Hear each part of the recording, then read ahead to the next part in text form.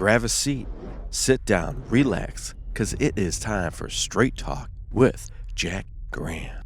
Make sure you hit like and subscribe so you don't miss out on any future videos. Now, here is Jack Graham.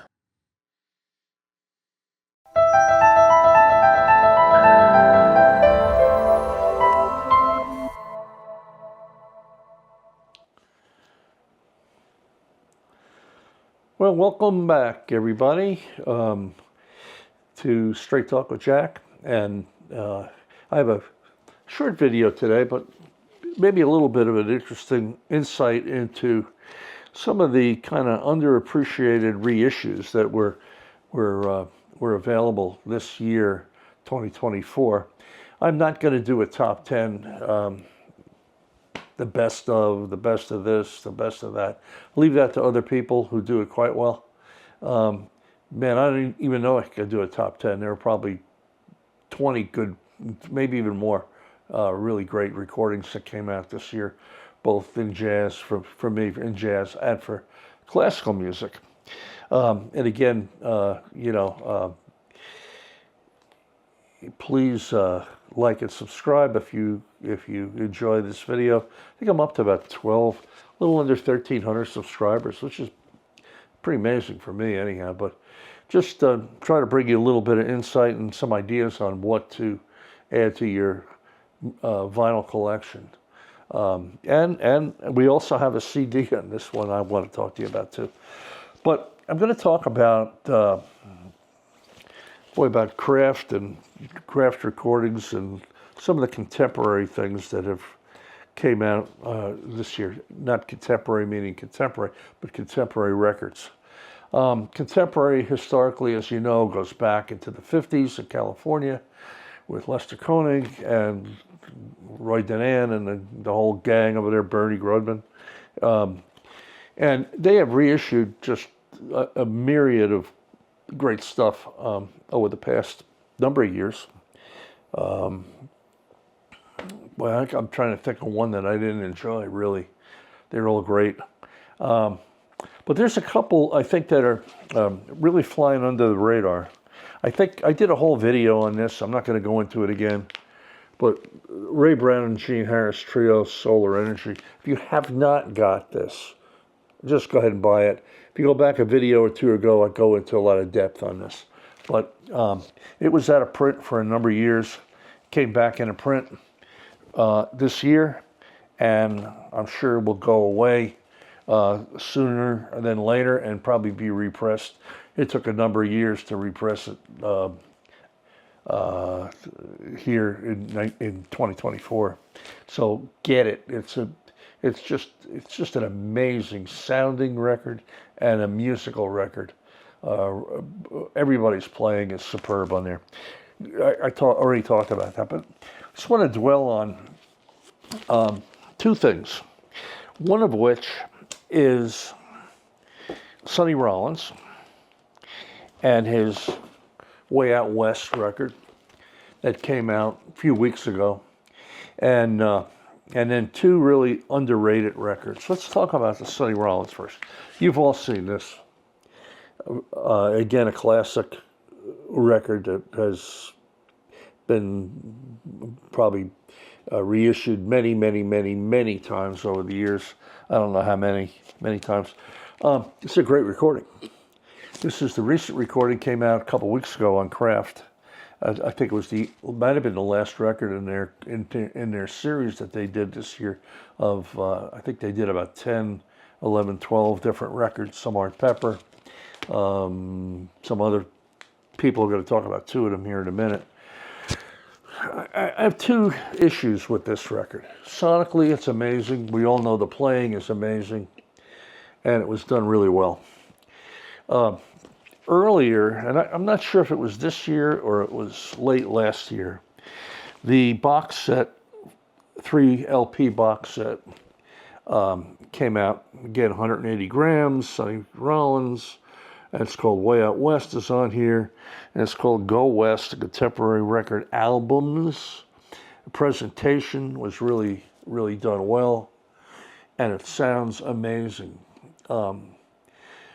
there are two records on here, Way Out West and another record, and then there's some alternate takes of some of the things, but done really, really exceptionally well packaged, well presented. And I can't remember what I paid for this, but I'm guessing it was around $100. And well worth having just for the packaging and some of the content that is on here. The difference in sound between this record and what's in that box, to me, is negligible. This is so well done. This was about $30, if I believe I'm right. And you could buy like 3 of these compared to the other box. But there are 2 other records in there, and the presentation, it makes it well worth having.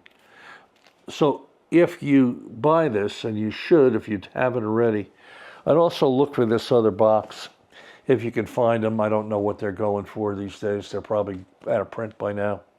But the other 2 records in that box are equally as good as Way Out West. Okay, 2 underappreciated craft records that were in the series this year that, you know, of course, when you see Art Pepper, everybody tends to buy anything Art Pepper ever did, as they should. And some of the other things of Shelly Manne, and, you know, just the West Coast, typical West Coast artists. But I'm going to talk about 2 different records that I think kind of flew under the radar this year. And one is Howard McGhee. And Maggie's back in town, having come back to LA after being elsewhere.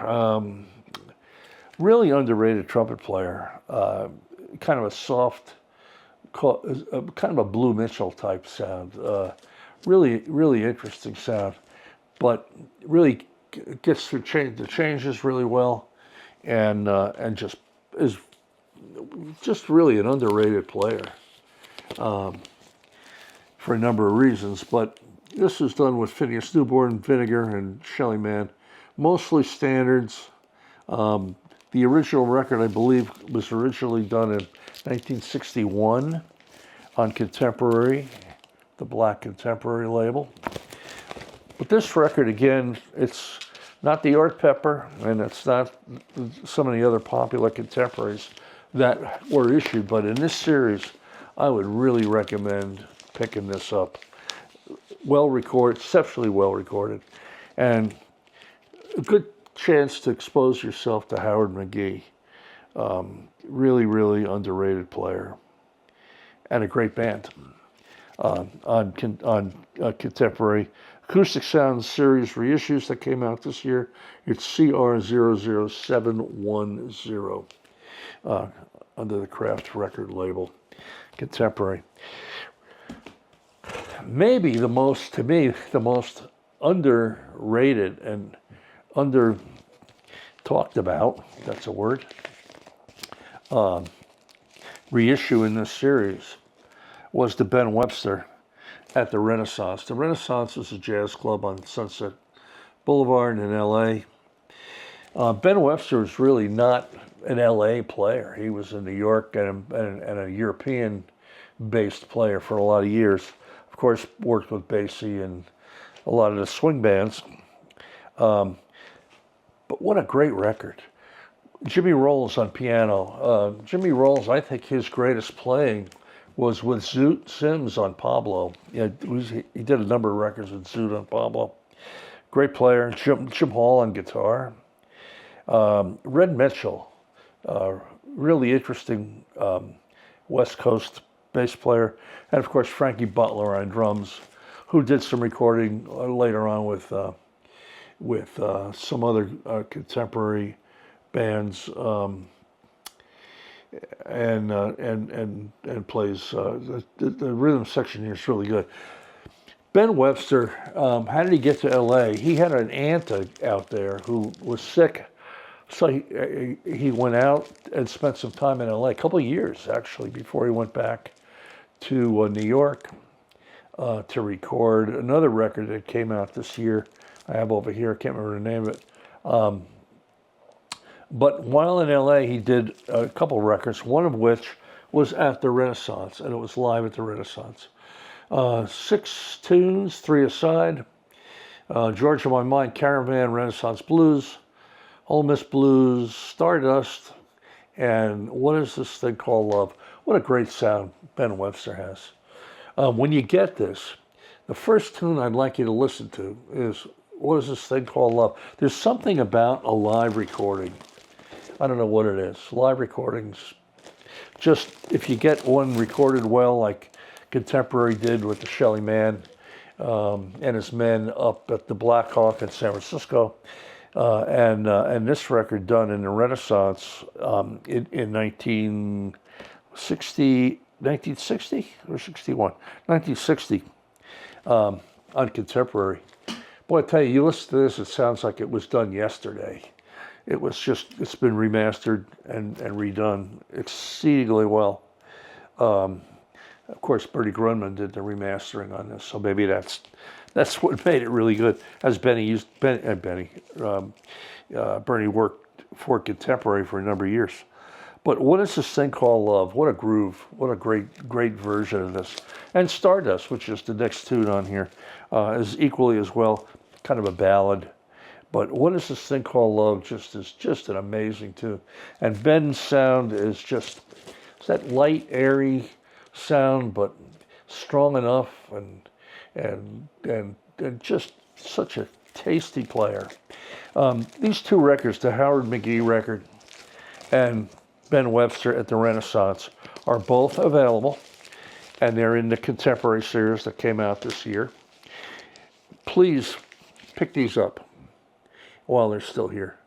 Exceptionally well recorded, great sound, and just great musicianship, and 2 underrated CRAFT Contemporary Acoustic Sound Series records of 2024. Don't miss these. One last record it's actually not a record. It's not out on record.